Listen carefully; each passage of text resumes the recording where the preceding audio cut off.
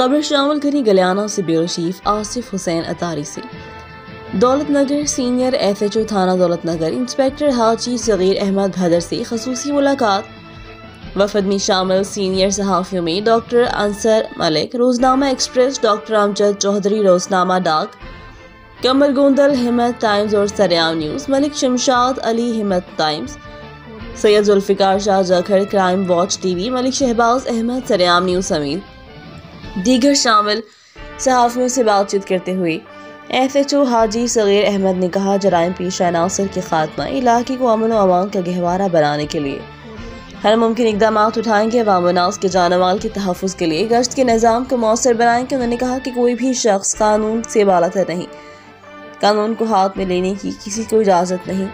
منشیات فروشوں، اشتہاریوں، چوروں، ناصر ڈکیت کے خلاف صحافت اور پولیس کا چولی دامن کا ساتھ ہے۔ صحافی معاشرے کی آنکھ اور کان ہوتے ہیں۔